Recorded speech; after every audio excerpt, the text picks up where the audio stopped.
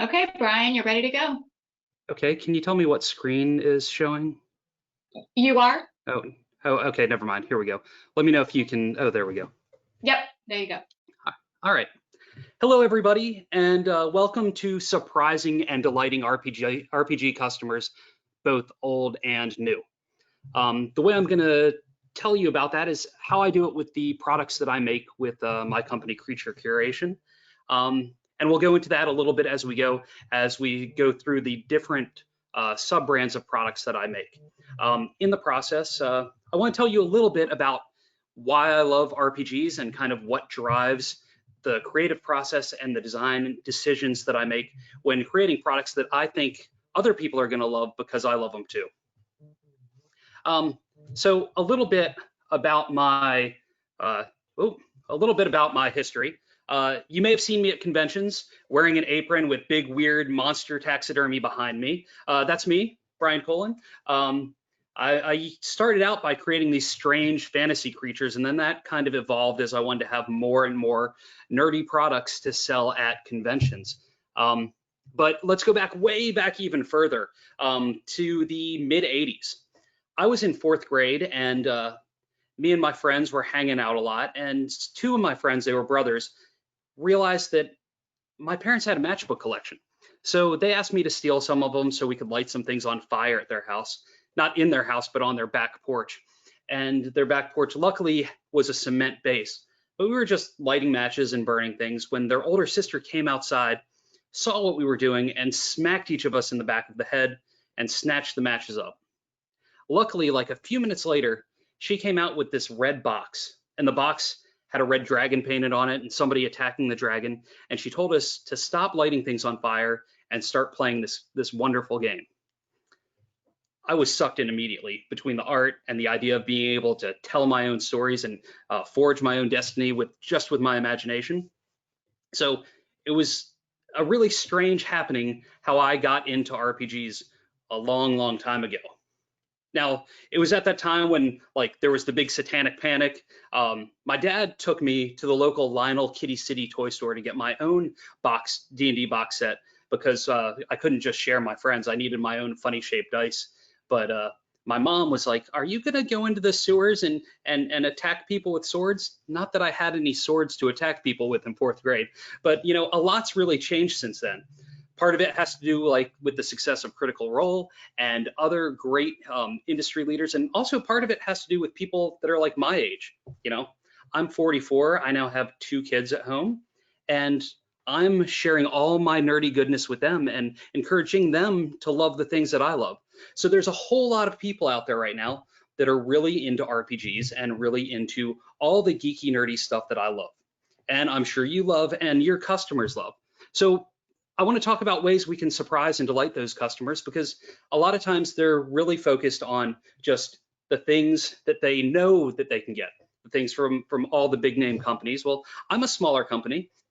Creature Curation is my main brand, and from that I've stemmed a couple of lines of products that are a little bit different, but they all fall in line with the things that I love. First off, we have RPG pins and patches.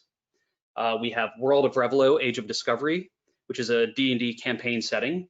We have RPG Squeeze, Dungeon Crawl Critters, and we have Atmars Cartography that I partnered with Norse Foundry on. And I'm going to go into a little bit about each of these lines and how your customers might enjoy them, and it might bring some extra folks into your shop or add a few sales while they're there. Like I said, RPG pins and patches. That's me actually sculpting on Crit at the last Origins that we actually had, and me wearing one of my Mimic pins, and I even have the Crit pin beside it. I launched RPG pins and patches in 2018 because I'd already done these cartoony versions of some classic RPG monsters for my son and my daughter because I wanted to create this game with them. So I already had kind of illustrated those. And to date now, I have 28 different styles of the pins, and these are all soft enamel pins, individually carded and bagged and barcoded.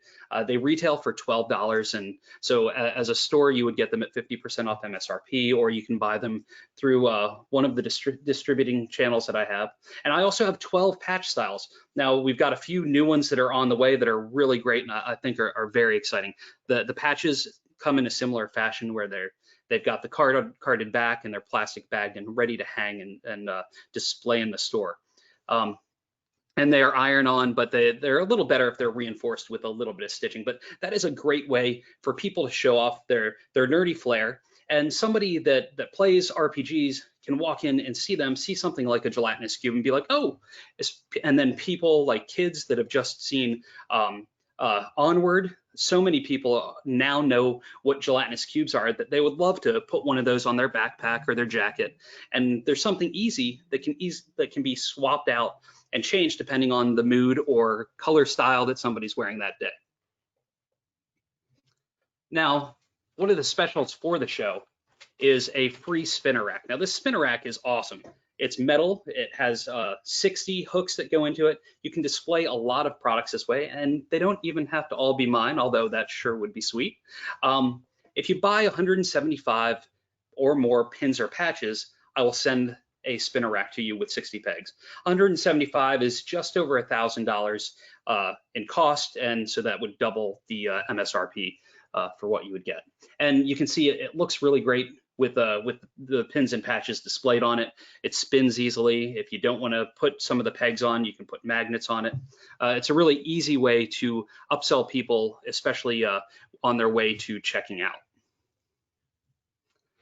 Then the next brand I want to talk about is RPG Squeeze. So good, it even got memed. These are slow-rised, soft, squishy RPG monsters. I just sold out of Series 1, but I have Series 1 and Series 2 that are currently in production now, and I should have them back in stock in December. They are blind boxed, so if you're not familiar with blind box, they have a different, you don't know which one is going to be in each box. Series 1 is all Igors, different colorways, and Series 2 has some additional Igors, mimics, and gelatinous cubes. And I even did smaller, cute little keychain ones as well. Those don't come in the blind boxes or individually sold. They retail for $15. But one of the ways that I think is an easy way to market these to people in your store and really get them excited about them is to have one or two of the boxes open. So say they want to take the chance of getting something, but they don't want to go completely, they don't want to be really risky. So you say to them, if you want, you can get a blind box and not know what you're getting, open it up in the store. If you don't get one that you love, you can trade it for one that's already open. That way you get fresh ones moving in and out, still have people get the experience of opening something and being surprised with what's inside, and hopefully getting the exact one that they wanted. I just introduced these at Gamma the past Gamma in March, right before the pandemic hit, and since then all the ones that I had have sold out. So it's going really well without actually getting a whole lot of people in front of a whole lot of people. And then along the whole RPG Squeeze line, starting November 1st, I'm launching my plush version of the RPG Squeeze. They are larger. Like, I even have a new one that I just got in the sample of today, and it's going to be a new plush every month for a year. I'm only doing 1,000 of these. As a retailer, if you have an account with me, you can log in to Creature Curation and be able to get them at 50% off MSRP, but they're all going to go on sale the first of each month.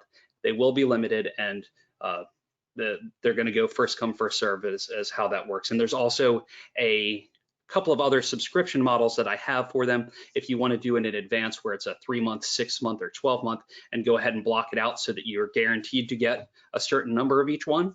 That will go on sale November 1st as well. I'm having a lot of really good reaction to this, and after this presentation is over, I will go ahead and post a little trailer video for this in my Discord channel, so be sure to stop by and check that out. Here are some of the other creatures that are en route, but there's also going to be 6 more that I'm in the process of designing right now. All the pins, patches, these are all things that I've designed myself, that is all part of the Creature Curation brand. Now, along with that, we also have the world of Revelo. If you remember way back at the beginning of this presentation, there was me with some sculptures. The sculptures that I make, almost all of them are creatures from my own fantasy world, Revelo. There's a lot of story behind why I created this world and why it's named Revelo. I'm not going to get into that right now, but we recently had a successful Kickstarter where we've created a campaign setting, a bestiary book, acrylic pawns, 2 bestiary decks that have stats on the back. It's all 5e compatible, got a GM screen, and it's all ready to go to stores now. We've shipped it out to our existing fans, and we're trying to build a bigger fan base now. I think they'd go great in your store. The bestiaries seem to be doing really well. It's a great way to surprise your customers. Your GMs can surprise their players because they're all things that they've never seen. They're all things out of my weird imagination. And all there's all new playable species that people can play. So it's not playing the same. You don't have to be dwarf, elf, human, all that stuff. It's all these strange weirdness things that I've come up with. And then to support the Revelo brand, we're about to have ReveloCon, which is a very small online convention to get more people excited about playing in the setting now that people have gotten their books.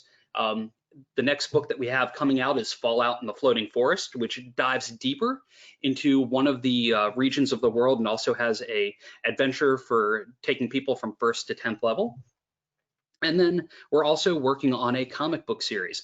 Every Wednesday, we release a new page online for free to read, and then we will then bring that into print after the first issue is ready.